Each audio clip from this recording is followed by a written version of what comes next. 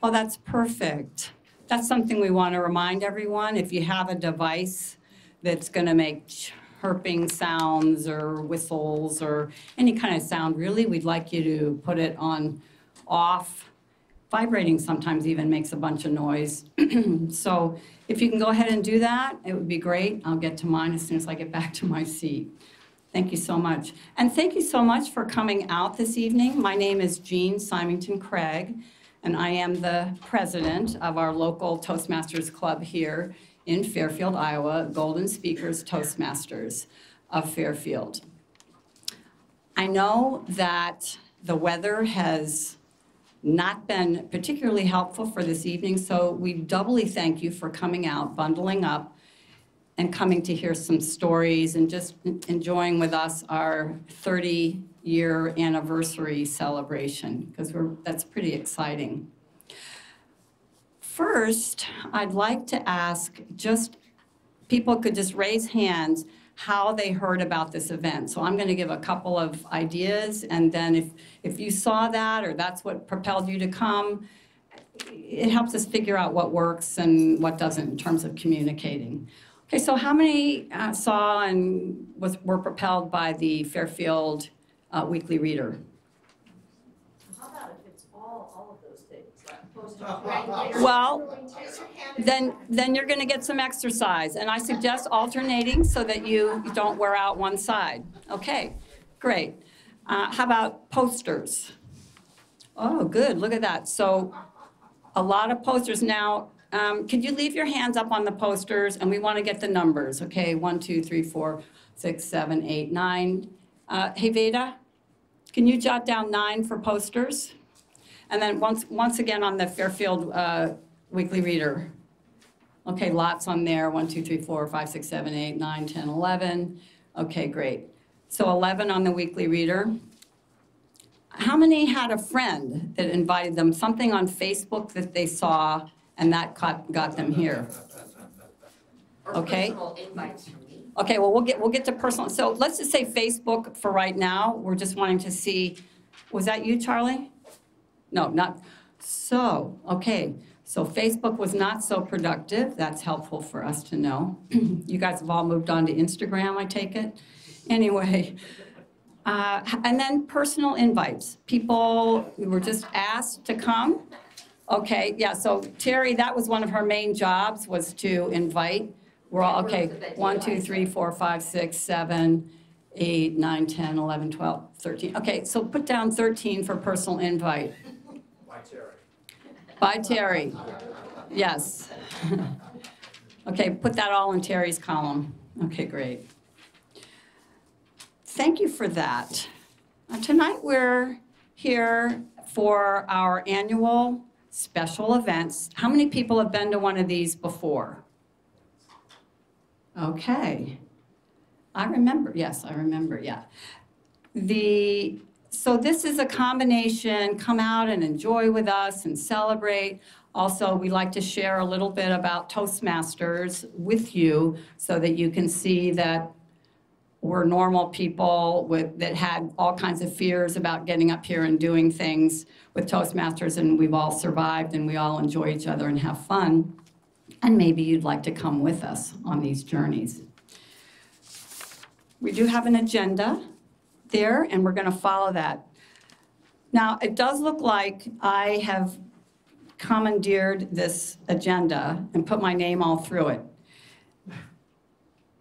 We couldn't figure out how to do that otherwise. So I am going to now take off my president's hat, and I'm going to put on my Toastmaster hat, and I'm going to introduce our roles. Every Toastmasters meeting has certain roles that are fulfilled so that we can conduct our meetings smoothly and efficiently. And one of our key roles is our timer. And our timer tonight is Carmen Antacona. And Carmen, would you please stand and tell us how you'll be timing both our featured speaker and then also our evaluator and table topics. Now, well, before you start, yes. Okay, So this is a thing with Toastmasters, and it's perfect for tonight because your hands are probably cold anyway. So we want a lot of clapping. You can follow along. It's like a clap master. But it helps the person who's up here or whoever's doing their talk to feel really good and appreciated. And you actually feel good as well. Okay, so we're going to hear from our timer, Carmen Antacona.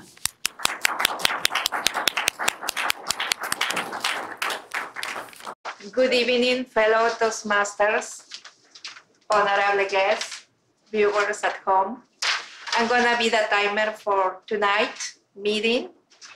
We are gonna have table topics, which is topics that is gonna be from 1 to 2 minutes. There is gonna be a green light at 1 minute, yellow light at 1.5 minutes, and a red light at 2 minutes. Also, we are gonna have evaluation, which is from 2 to 3 minutes. We will have the green light at 2 minutes. 2.5 minutes, the yellow light and the red light at 3 minutes. And also our speech tonight is gonna be from 15 to 20 minutes.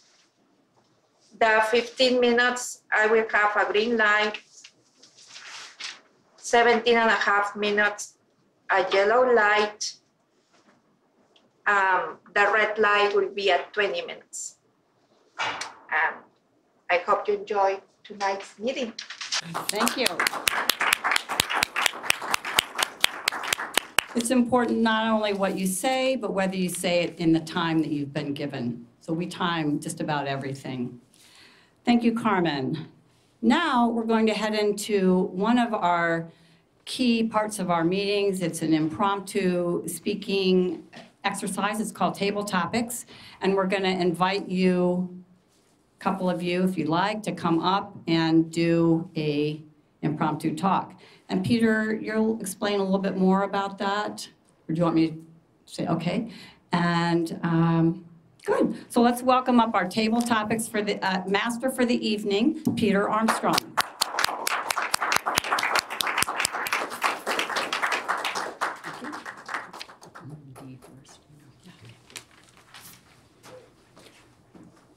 Good evening, fellow Toastmasters, honored guests, and viewers at home. Table topics. The name that we use in Toastmasters for our impromptu speeches, just as though we were sitting around a dinner table and prompting, talking. Somebody asks us a question, we go off on a riff because we're interested in the topic. The way it works is that we have a few topics, enough topics for the speakers tonight, and I call on someone who wants to speak. They come up. I have some topics. You choose one and get to speak for 1 to 2 minutes on that topic, if you wish. And everybody has, oh my gosh, I'm going to be up here. But it's not, just take it one step at a time. And when the green light will come on after 1 minute and the red light at 2 minutes. And when the red light comes on, you don't have to stop right away. You have 30 seconds to wind up after the red light comes on, anyone who wishes to come and speak. So with that, I will, let's see, Dee, could you Sure.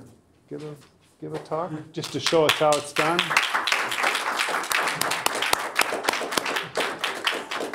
Okay. Peter, thank you. Yes. So, Never done it with an audience this big before. It's just usually people I know. So it's a little different. What do you think? Which one? meaning, I'll read it for you. Oh. If you like, and then you don't have to start speaking. The minute he starts speaking, then the clock starts. Why do people say rules are meant to be broken? Oh, that's easy. Who's a kid here? Anybody a kid here? Let's see all the kids raise your hands. Right? What did your mother and father tell you, right? When you were little, growing up.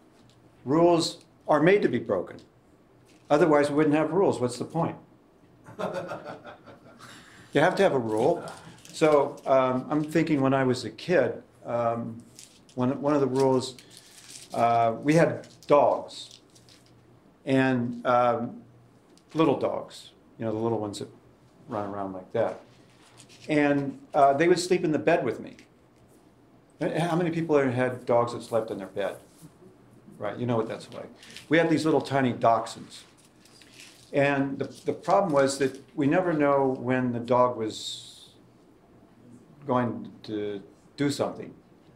You know, like, you know what I mean? So the idea there was for me, and the dog would always sleep on my feet, around my feet, like that, to keep my feet warm. One of the problems with the dog, though, as you had little dachshunds, is that they would sometimes set up like this, you know. And what happened to the dog, unfortunately, was it had a disc problem. So this made it more difficult for me to monitor the dog in the bed when it had to do some other things. And anybody in here have a dog that slept in their bed? Right, Lou, great. And so if you have a dog, especially if it's a little tiny dog, what you need to do is to make sure that it has done its business before you turn the lights out at night. Okay? Everybody got it? Who has dogs? You got it. You got dogs. My time's up.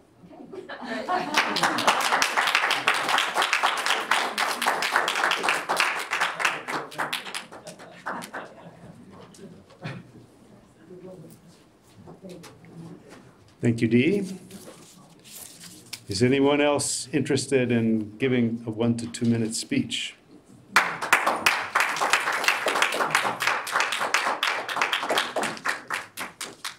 First, we'll shake hands. Good. Pick your topic, and I can read it if you don't want to start talking right away. But the audience needs to hear it also. I don't like this.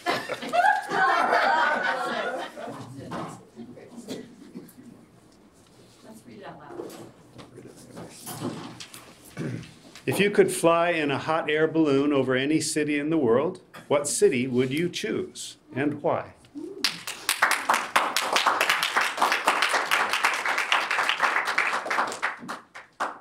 I am actually a Toastmaster. I have been one for about 25 years now.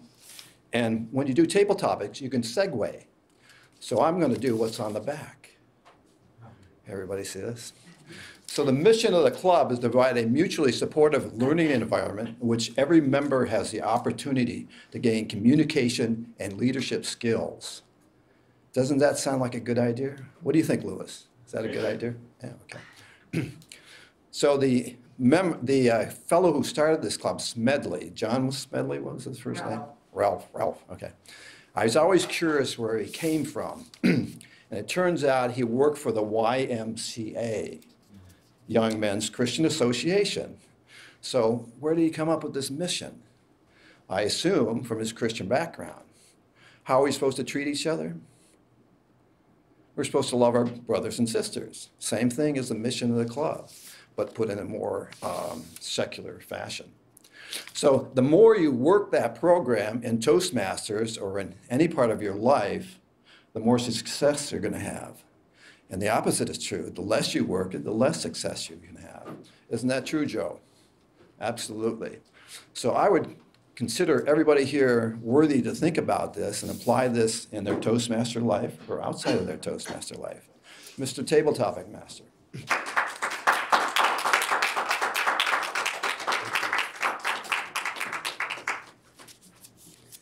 Madam Toastmaster, how are we doing?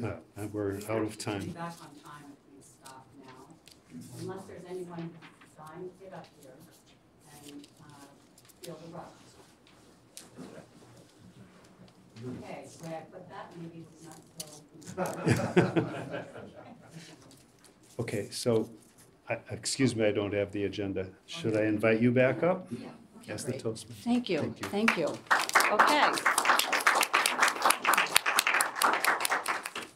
Okay. Thank you, Peter, for being our table topics master tonight.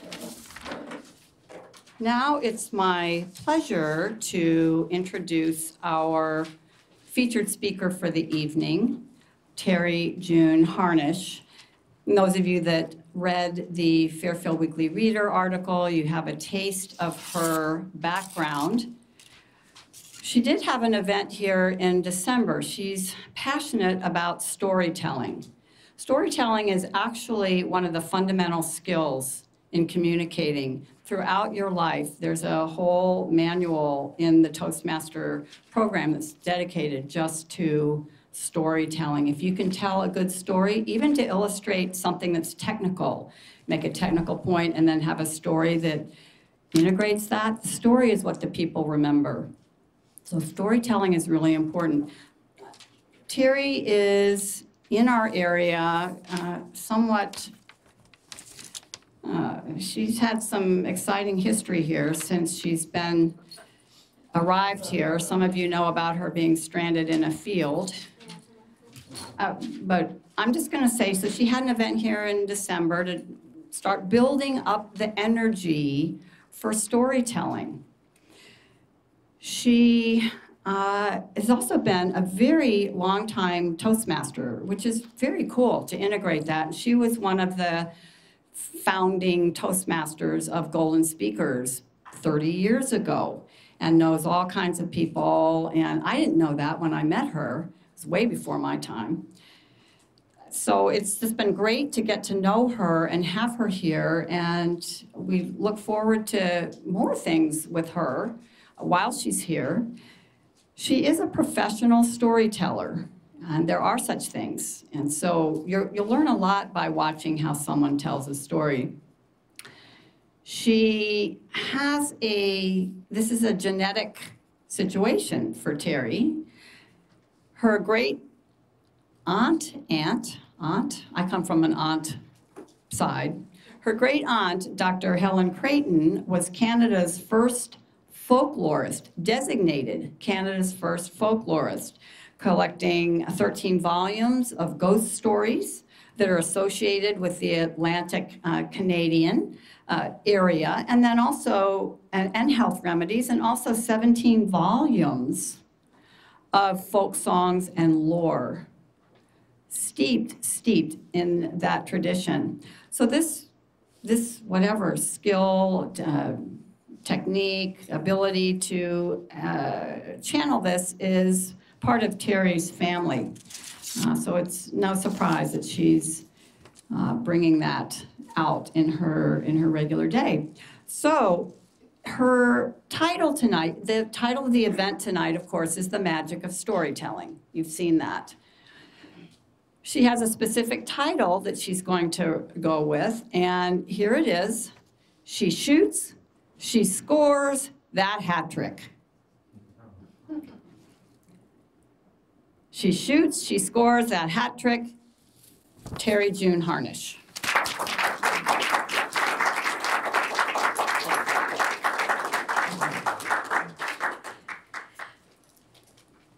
Fellow Toastmasters and honored guests and those at home. Terry, you want to adjust the mic here? Okay. I'm too short. No, you're good. You're perfect. Am I? Oh, good. Okay, sorry. What a joy to look out and see all your smiling faces. There's a legacy that goes back 30 years of me traipsing in and out of Fairfield. And I am so pleased to pick out individuals and new friends that are here tonight. So come on board and enjoy storytelling. You'll see the material at the back about Dr. Helen Creighton, my great aunt. She died in my arms at age 90. She was a spinster, and she spent every Christmas with us because Mummy was her niece. She had breast cancer. I've had breast cancer. She had 3 nervous breakdowns, and so far I've only had 2. And we were both spinsters. So heck, I'm on a roll. I want to share with you my initial entry into Toastmasters. I'd arrived on CCP and was billeted at that wonderful frat 150, and it was my duty to go every day and collect the mail to bring back to frat 150. And being the snoop that I am, just a wee bit, I noticed the Toastmaster magazine. And I thought, whoever this belongs to will never know that I'm going to read it from cover to cover before I put it in her slot. So I would just savor every single article, and I wondered how I would find a club. And then, lordy, I heard about the Golden Speakers meeting at the Roman Catholic Church. So, being inquisitive, along I went. And there was Bonnie and Veda and Michael Mendoza and many people. If you saw the article in tonight's Ledger, you'll see us at Halloween the very first year, 1989. So I was just hooked. I couldn't believe my good fortune that now the magazine that I'd been savoring was becoming a reality. I could participate. And in the basic manual, we have 10 speeches, and the first one's called the icebreaker. And that's where you introduce yourself to the club. And I thought, what would I ever tell a club about my adventures in life so far? But I can remember starting off my icebreaker with, my name is Terry June Harnish. That's Harnish, not tarnish or varnish. And because people are not familiar with the name Harnish, that sort of made it flow. And after I gave that initial icebreaker, Bonnie Gould, who isn't here tonight, said, look, I'm going to a training on Saturday morning. This was Thursday night. And she said, would you like to join me? And I thought, jeepers, a training? That would be exciting. So it didn't dawn on me where we were going. But at the crack of dawn, we left Fairfield, we drove to Dubuque, and all of a sudden I looked at her, I said, Bon, where are we going? I said, what hotel are we at? And she said, hell, we're not at a hotel, we're at a prison in Illinois. I said, a prison in Illinois? How did we get roped into that? She said, it's part of the area. And she said, they can't come out to us, so we have to go into them.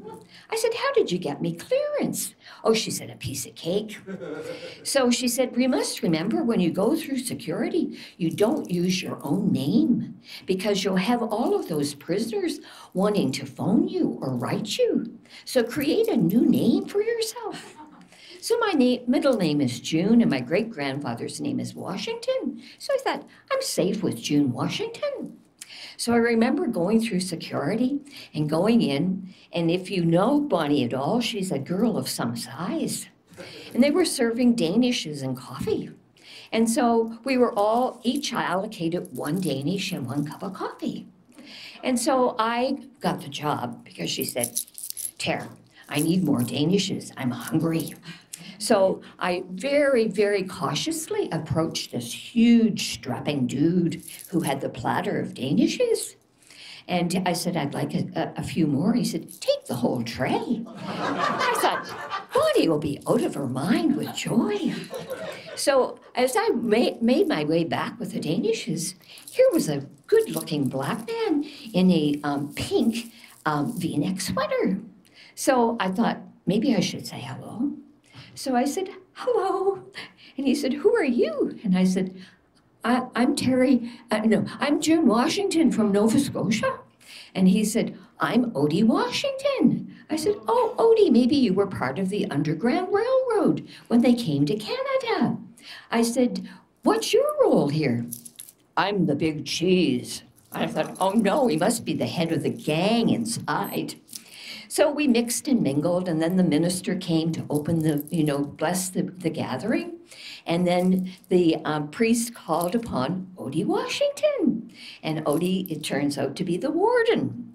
And Odie stands up here and says, I'm the warden, the big cheese. And that was the beginning of my adventure in Toastmasters, because in our area, we had two prison clubs, one in Illinois and one in Fort Madison.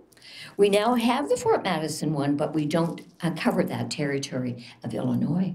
But the only way these wardens will let the prisoners out as part of their parole was to do the first 10 speeches in the basic manual. What a gift. What a legacy. This is something that you would never, ever consider going to a prison. And this is just part of the Toastmaster program. So I joined, hook, line, and sinker. And I can only say that I worked patiently through the manual. And then, as Jean mentioned, they have advanced manuals. So, of course, I signed right up for the storytelling one. But during that first initial week that I was here, I had a very close call with death.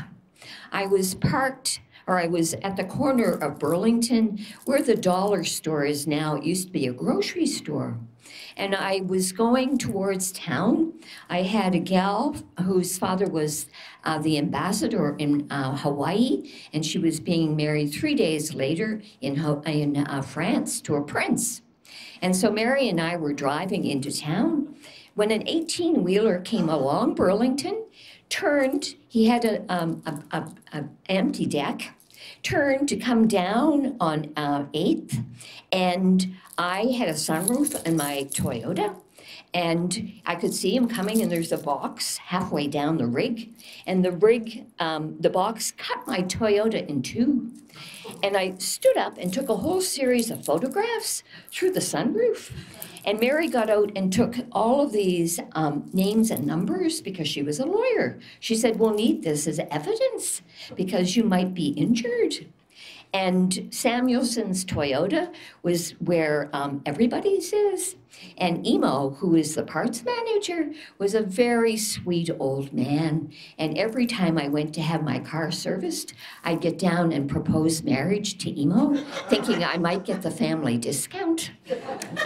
So everybody knew about Pearl, my Virgin Queen car. And the Virgin Queen got severely damaged that day. And life without Pearl was, a loss. So we're fast pacing through an area speech contest. It's a statewide contest. And I developed laryngitis. And they say laryngitis is often related to grieving. And I was grieving over a long-term relationship that had just ended. And I lived with Bonnie on East Washington, across from Melinda. And she charged me $50 for every word I spoke. So I was very, very conscientious about writing on a whiteboard. And on the 9th day, David Sands put me on a prescription for 10 days of amoxicillin. And on the 9th morning, I woke up and went up to the bathroom, and I was totally covered from head to toe in hives. And so I was one of the directors of the palliative unit at the Jefferson County Hospital. So I rang Emerge, and she said, Terry, don't come because the doorknob costs $450. Every Kleenex is $5. And she said, I think you have an allergic reaction, and what you have to do is get in a tepid bath of oatmeal and lukewarm water. So I said, great. So this was Sunday. Monday, 2 palliative workers took me. I looked like the Elephant Man. I was totally covered. I had this shroud. And 2 palliative workers walked me over to David Sands' office. And David felt my pulse, and he said, you have virtually no pulse, and why are you so blue? How was I to know why I was so blue? So I went back to bed, and the saving grace was that the gas meter company came to change the gas meters on the street. And when I had to get up to answer the door, I had to prop my eyeballs open because my eyes were so swollen shut. And so he said, you have to let me in. I have to go to the basement.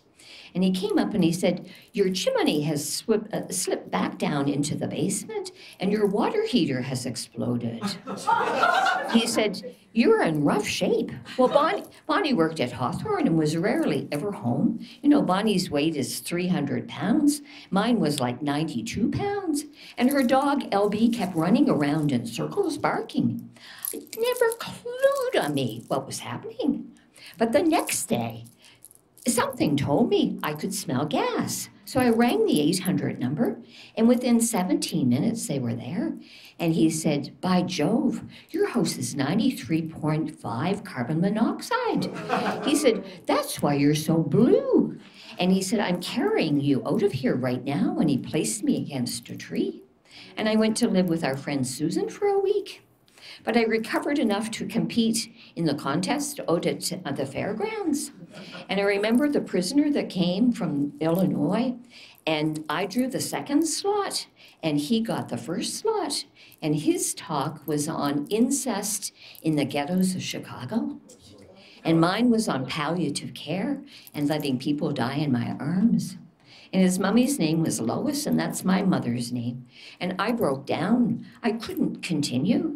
And Paul went on to win and then went on to the state competition. And when he competed, 23 people came in a bus all the way from Chicago to support him. Isn't that amazing? That's the power of Toastmasters, the magic.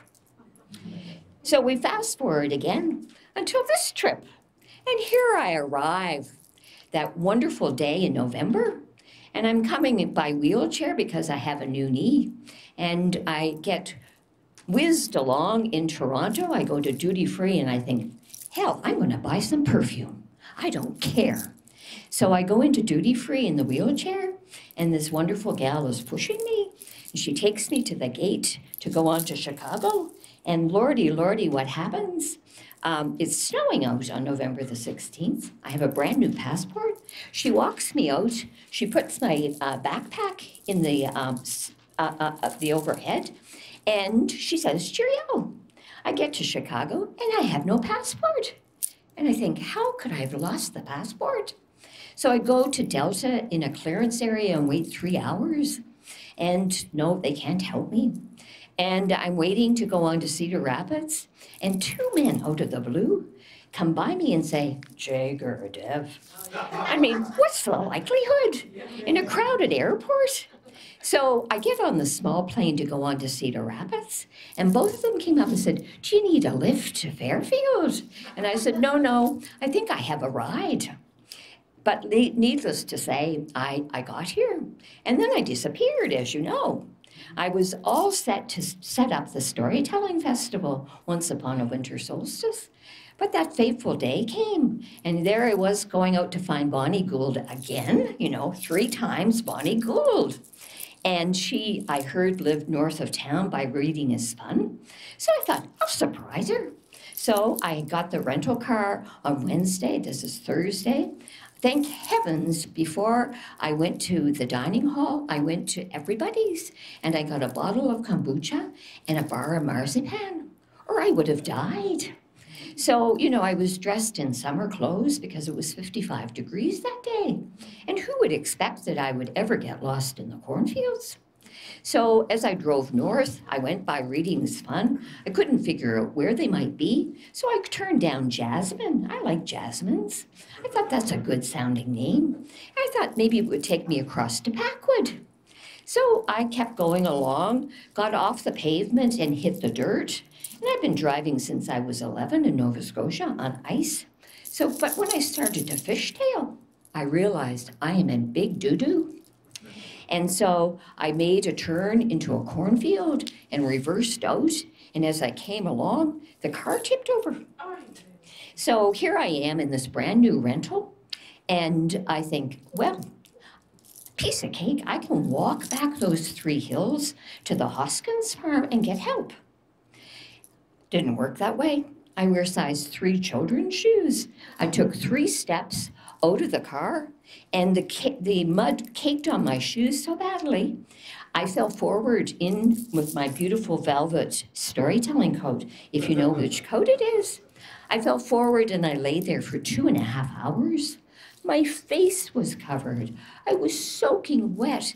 My bracelets were just encrusted. My rings, you couldn't even find my fingers. I tried to slurp off the mud.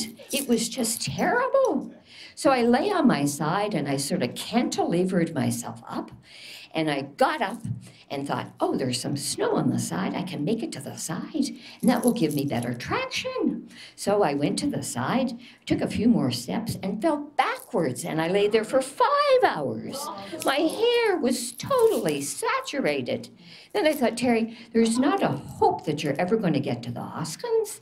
Just get back in the car. I left the car at 2:15, and at 1:30, I finally got back in the car. I was drenched.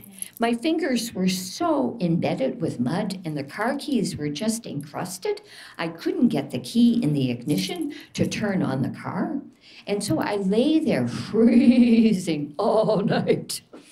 And so in the morning, I chipped off the mud, I turned on the key, and I just let it go for 10 minutes, listening to NPR out of Des Moines.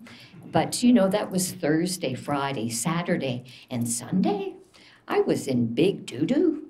I was out of marzipan. I'd finished the kombucha. I kept praying to God that somebody might find me. And where were Bonnie and Barry? I mean, who knew? They obviously weren't looking for me. I'd hoped the Sterling men's team in the power wagons would come surging over the hills and rescue me. Little did I know that the state of Iowa had an all-points bulletin out for me, and that everybody was on the lookout for me. So when it snowed on Sunday night, and it was 22 degrees, and I was out of gas, I could hear these snowmobiles going by, and I honked the horn, I turned on the hazards, I turned on the brights, and these two boys, Malcolm and Jared, came by and screamed, "Oh my God, she's alive!" And then they went back to Packwood and got George's tractor, the father, and in a big conveyor he came, and in my bare feet, I climbed up the rig and into the cab.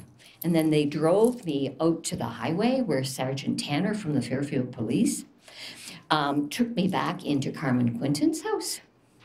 So the next day, Carmen said, "This has to stop.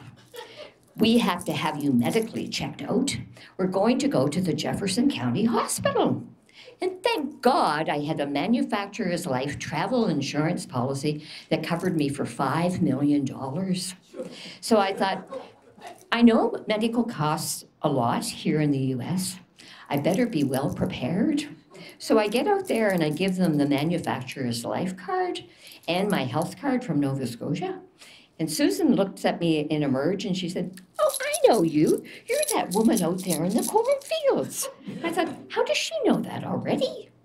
And then we go in for blood work, x-rays, the whole gambit. And Dr. White said, "I think you have a brainstem bleed.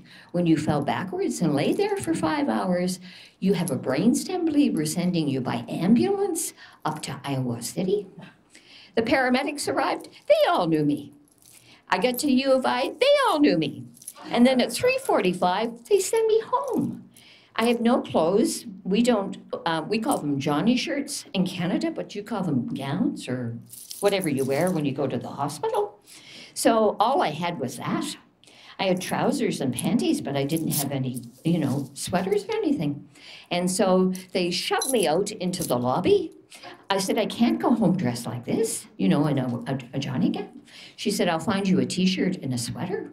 And so they gave me 2 flannelette sheets that were sort of warm. And I waited an hour and a half for the yellow cab to come. And $198 later, I got brought back to Fairfield. So you talk about magic. Am I doomed? Is it my karma when I come to Fairfield? I'm going to keep on trucking. I'm here for the long haul. So blessed be, and thank you, thank you, thank you. And I just want to know that this is just a great reunion, and we are very, very grateful that you turned out tonight for the Golden Speakers 30th anniversary.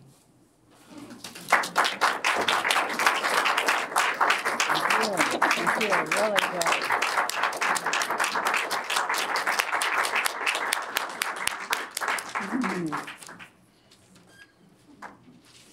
You think back on that a minute and think of all the places you just went with Terry. I'm still back at the proposing to emo at the, Awesome. So thank you very much. That's totally fun. And by the way, I thought about asking the library if we could just make it really informal and have a fire and bring in some marshmallows and just all kind of get comfy, turn the lights down and do it that way. Didn't think they'd go for that. But anyway, so we'll be hearing from Terry a little bit later. Now we're going to do another piece of what happens in a Toastmaster meeting. So we've had table topics, which is the working your impromptu speaking muscles, which happens all the time. People ask you things and you just need to deliver on the spot. And now we're going to have an evaluator. Now in Toastmasters has said that evaluation is the foundation of Toastmasters. And what that means is we're here to get better. We're not here just to hang out and enjoy each other, although that's what happens. But we're here to get better. And so evaluation is its own skill.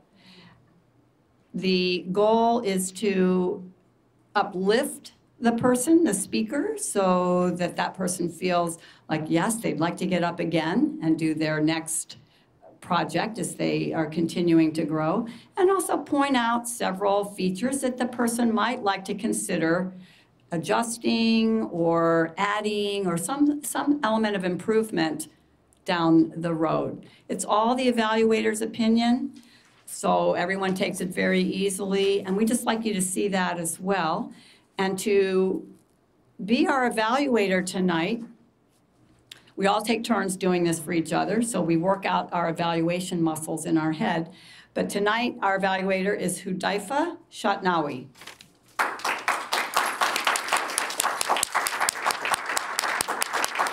Thank you.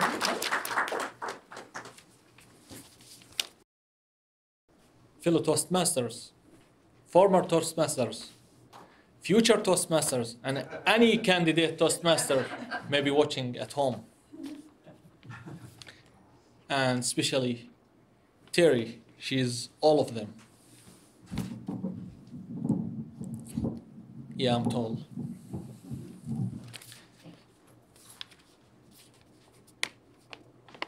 I thank you for this story, speech, you can call it anything.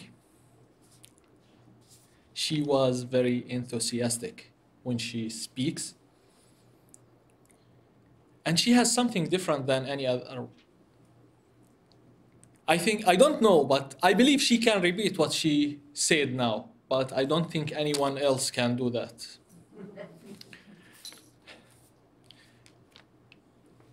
When she spoke about her story, it reminds me I don't know if any of you has this before, if you drown in a pool, you just see all your memory tape, right?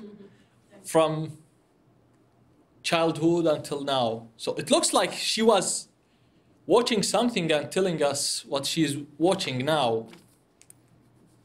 She had great opening, and she used, I don't know what can we call this technique, but it's something I can call it tutorial as a story.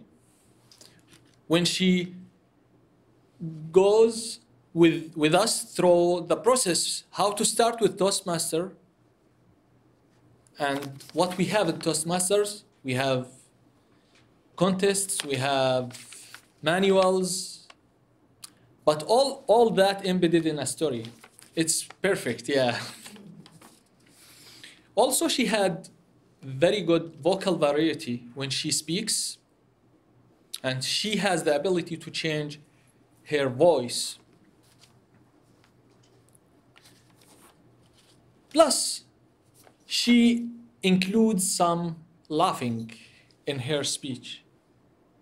She does not laugh, but she makes us laugh. The only thing that I think maybe it's an advantage, maybe it's a disadvantage in her speeches, it's like spaghetti. You cannot know where it starts, where it ends, what's the beginning and what's the closing, and what is the body of her speech. it's just complex. It's just take it as it is. And finally, she ended her speech with thanking everyone. And I will close my evaluation with thanking her and thanking everyone to have this opportunity to speak or to hear Terry also. Thank you very much.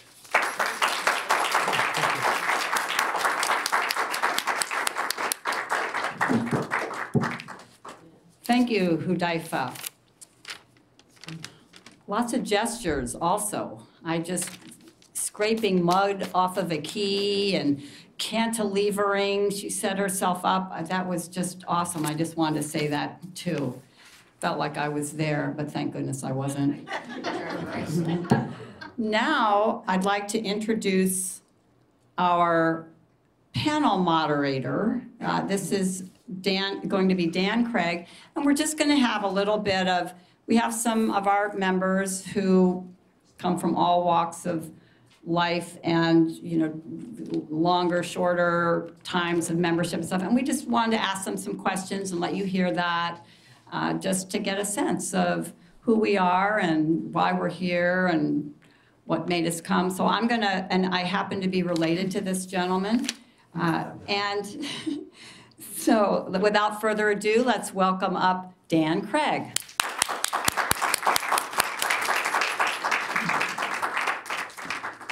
Thank you, Madam Toastmaster and wife. Glad everybody could come out tonight. You're brave souls. Good job. We've got 4 people from our club that are going to sit here and be a panel.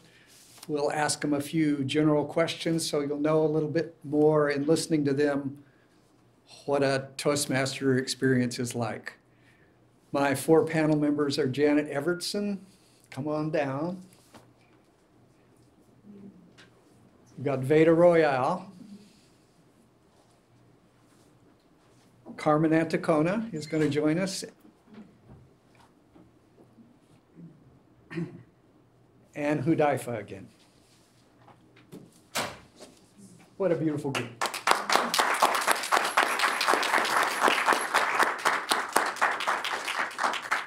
The first order of business is for everybody to stand up. We're going to have a little break. I want to see some of this, some of this.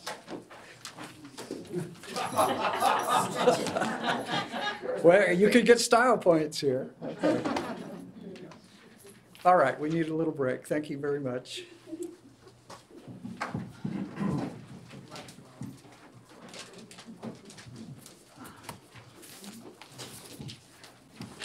I've just got a couple of questions for each person. I'm going to start with Janet. And I'm going to hand you the mic. Yep. From your perspective, Janet, why should someone consider Toastmasters? Okay, there's many reasons. We all have to talk and communicate through our whole lives for personal reasons, for business reasons, family. I mean, life is about communication. So it's not a good idea to be afraid to speak or to have no experience doing it in public. So I figured I'd push myself out of my comfort zone. And I'm still there, out of my comfort zone. But oh well, what else you gotta do in life? So I just think it's extremely important, and we have such a nice group of friendly, loving, considerate people who will tell you you did great even if you didn't, and they'll make you feel okay. And they'll also give you constructive criticism in a very nice way. So it's just generally a fun group, and I highly recommend it. I wanted to do it for years, but I was too afraid. And I finally am old enough to get over myself a little bit. So thank you very much. Go ahead and hand it to Veda. I think this is going to reach. It will definitely reach you. Okay. Veda, as you heard Terry say, was one of the original members of the club Golden Speakers when it was formed in 1989. He was gone for a while, and then he rejoined about a year ago. So my question for you, Veda, is what inspired you to come back?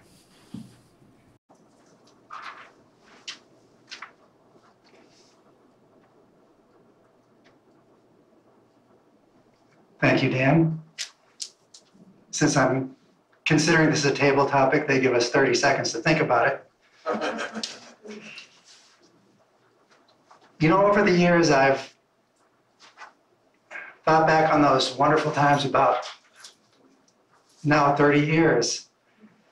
Joining Toastmasters, not quite at the first member, but very close. And we were meeting over across from what's now 2nd Street Cafe, where the Turkish restaurant is, in the back of that building. And it was a very nerdy club, and I fit in perfectly. It was part of an engineering company at that time, and Michael Mendoza and some others like Ed Freese that you may know. Later on, William Eddy and Bonnie and Terry and the whole crew, and we moved over to the church, and we had a really fun time. We would go out on outings. I remember going to Lake Rathbun. You get a certain sense of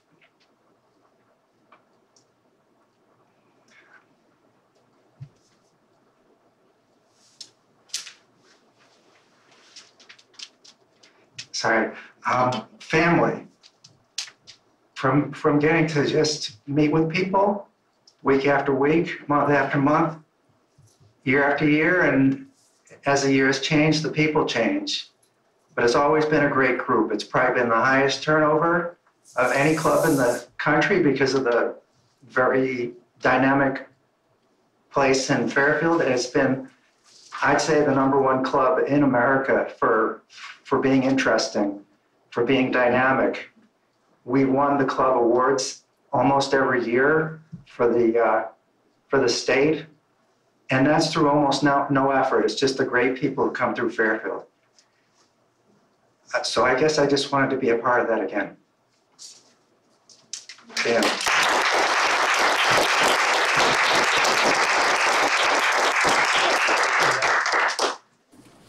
Veda's been back about a year, I think.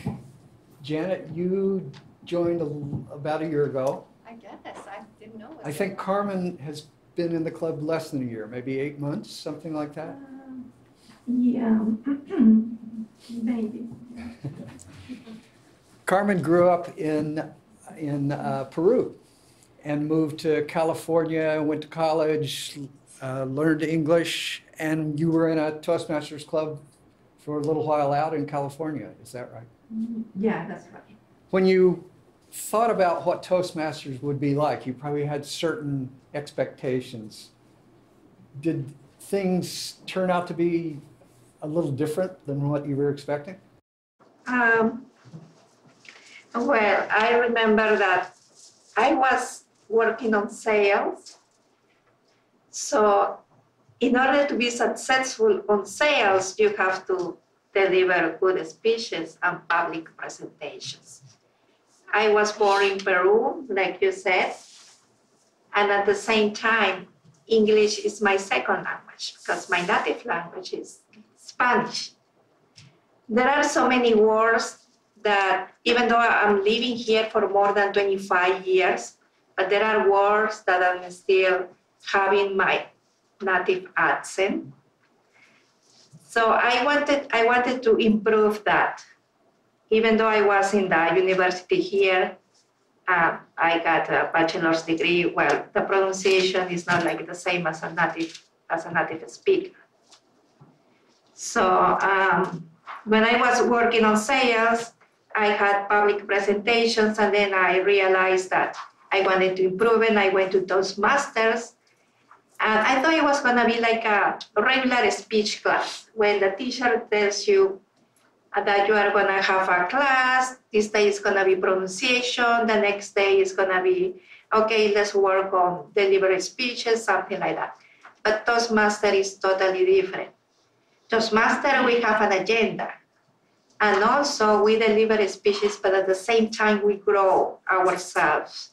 We develop leadership, and we deliver speeches that not only sometimes they are impromptu, but at the same time, in my case, they help me to pronounce well, because my friends, they are aware of my mistakes and they let me know, okay, this is a pronunciation that shouldn't be like this or something like that. I take it very well because we are friends. Toastmaster is like a second family for me.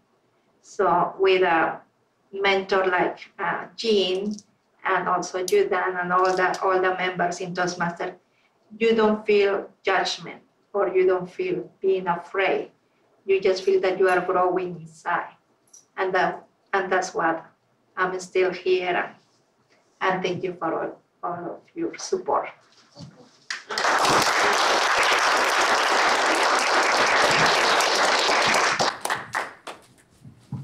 And Hudaifa, I believe, has been in the club a year and a half or a year and a quarter or something like that.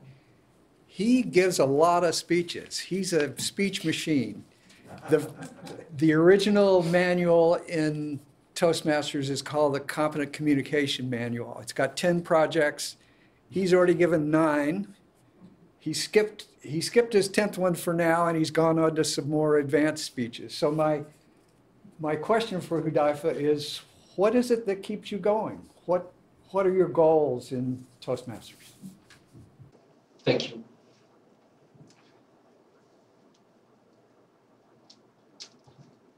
I can say one of the main reasons why I keep speaking. I came from a different background. I'm from Jordan. So I feel there is misunderstanding of my culture. So usually most of my speeches, not talking about my culture, but trying to shock people and remind them not to follow everything that you hear or watch in the media. And before you judge anyone, try to talk with him or her or them and try to read from their sources, not from your sources about them. This is the first thing. The second thing, try to see how these people look to you. Because in many cases, we also have misunderstanding of your culture. And you do not know how you are presented in our media also. So it's vice versa. So this is one of the main reasons that I keep giving speeches. And in most of my speeches, I just keep or try to maybe release some of these covers on our eyes to make people, even if we are different in our backgrounds, but we are similar in many things. And that's the most important. We have to focus on this in this point. Thank you.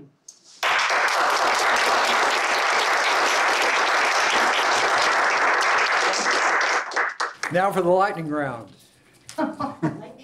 One more each. Jean, did you have a? She's monitoring our time. We've been going way over a minute, right?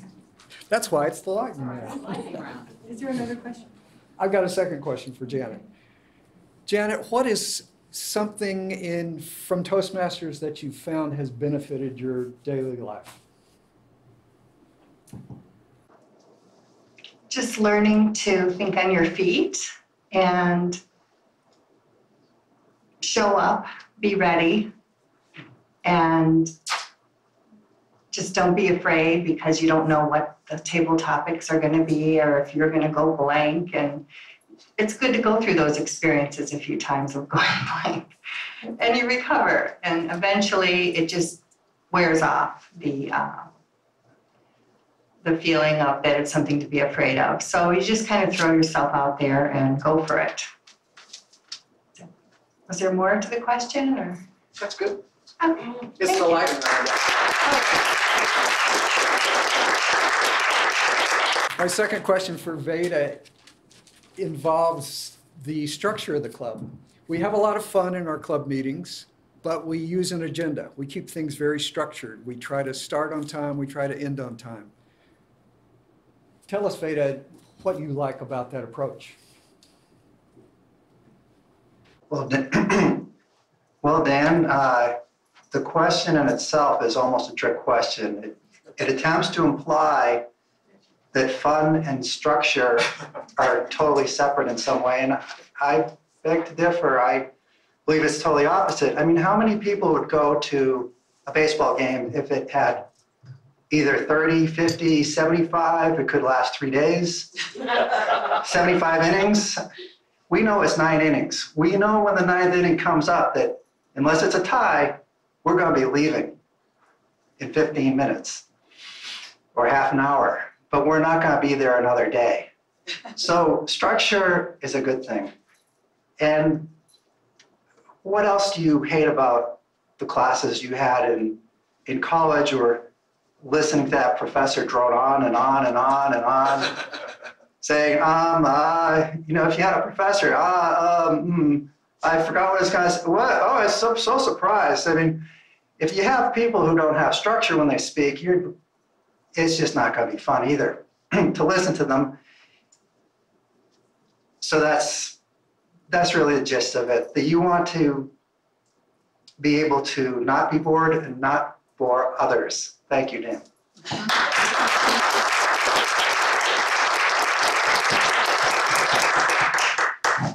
Okay, Carmen, my question involves something that you mentioned. You said that you've told us that you enjoy Toastmasters for one reason, because you get to practice your English. Tell us a little bit about that.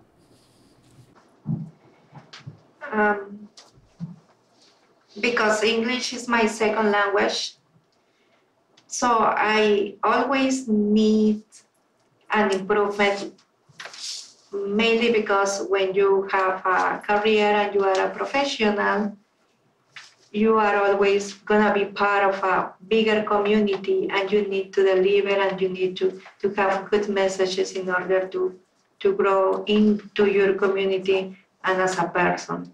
So bringing a good message, and that message has been heard for a lot of people, and you deliver a lot of content in that message is important. So for every word, I have to be kind of careful, because sometimes the sounds are kind of similar in Spanish, that even though I don't even notice it, that I am using a sound that is similar, but it's not the same. But other people that is a native speaker, they knew right away. So I would like to improve it more, because it is gonna be grow into my profession, and it's gonna have an impact into future projects or working that I'm doing in my job, in my career. Thank you.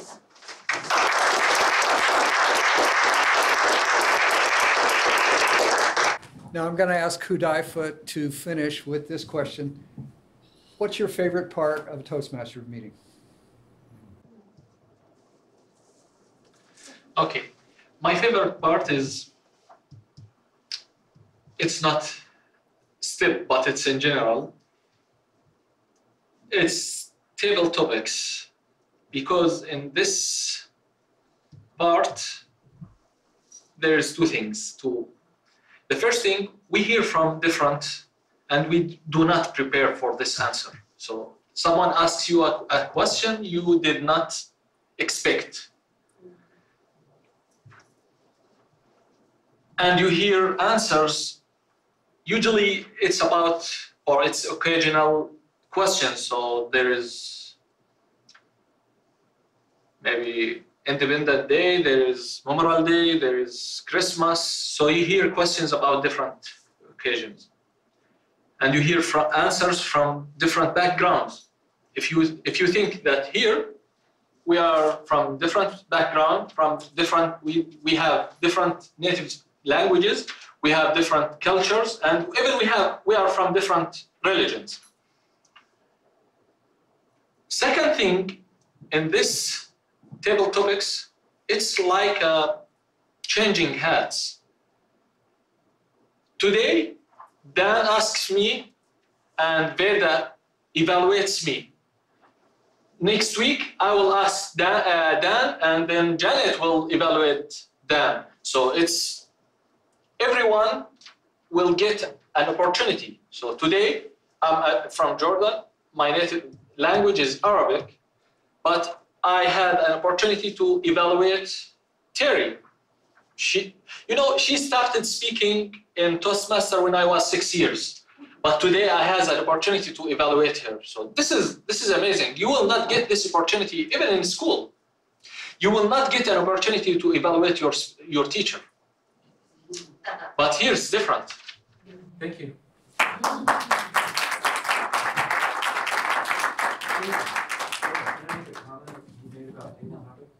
We're going to have to move along with our schedule. We're having fun, though. Let's hear it for the panel.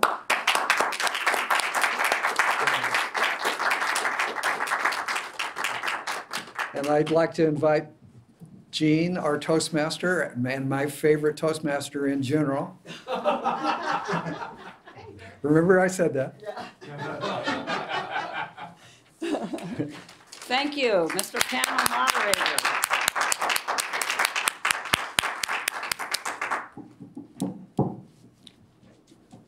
We come home from Toastmaster meetings and then the second phase starts, talking about things. I'd like to call up our speaker, Terry. We're going to just close out a little bit with you, and then I'm going to give a little bit of Toastmaster information. You good? Okay. Well, you have such a broad range of topics that you've introduced us tonight to, thinking about what we're here for. And I'm just going to say, will you please give me a question that you would like me to ask you? I think that's the way I want to do it. Cheapers. This is a table topic. I know. And we have maybe, 4 or 5 minutes for this. So, I know what I'd like to ask her. Okay, so I'll take her off the spot a little bit. But that's what Table Topics does, is it helps you get your neurons lining up and firing in the same time while you're walking and chewing gum and all of that. Terry, so if you could just tell us, since this is a Toastmaster meeting and you are such an accomplished storyteller and have been around the world and to various events and all, how would you say that being a Toastmaster has contributed to your success with your storytelling career? And whatever else you want. Good question.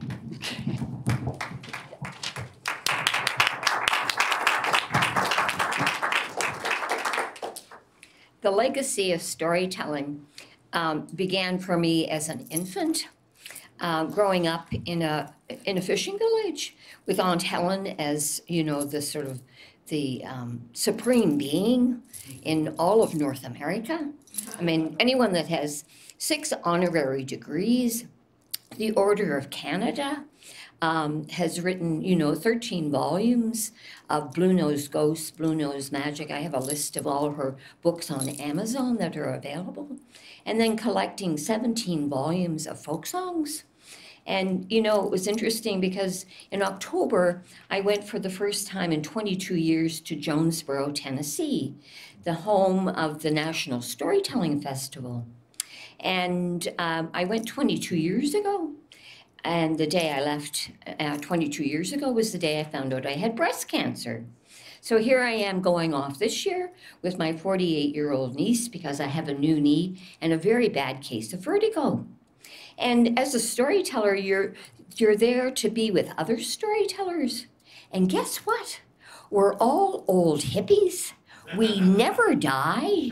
We just regroup if it's here in Fairfield or in Jonesboro. We share stories, we sing songs, and we play. We have to play more. And that's what Toastmasters has given me, the opportunity to play. The world is our family. Here we are together tonight in the middle of a polar vortex. Do you know how many emails I had saying I was nuts to be here tonight?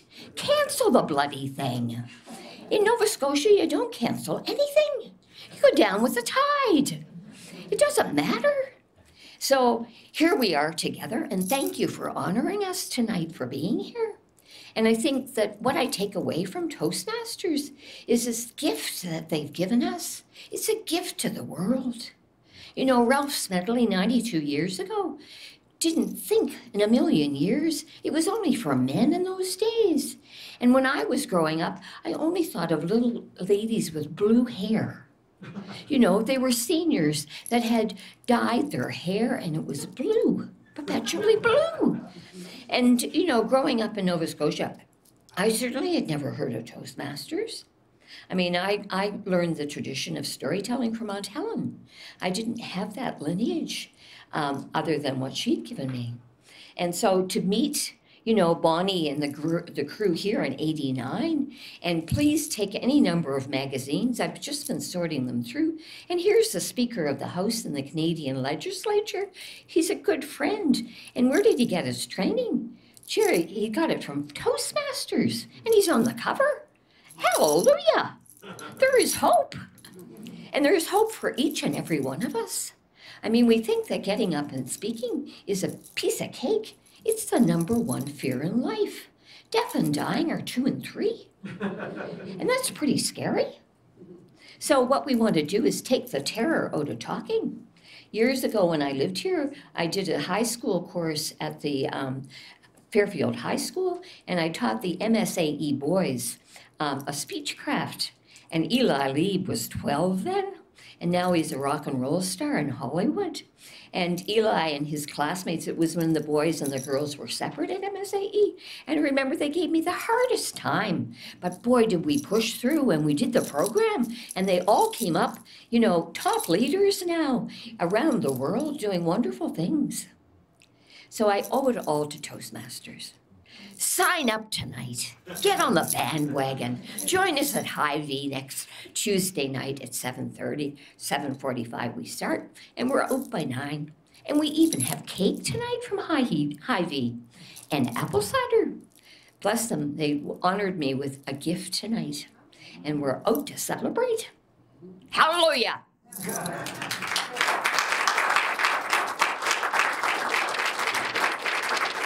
Okay.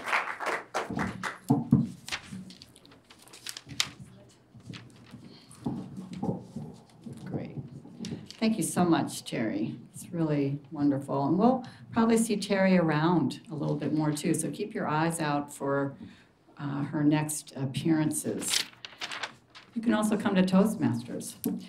I'm going to mention just a couple things here. So our theme is stories, and Hudaifa mentioned the different cultures, the different backgrounds that we all have. I like to say we're a non-denominational club. You know, you can have whatever you have for what you want to talk about, but it's learning how to express it with vocal variety and gestures, and also organizing your ideas so that they are structured, as Veda has pointed out to us is so important, so we don't bore other people. And it's also more fun.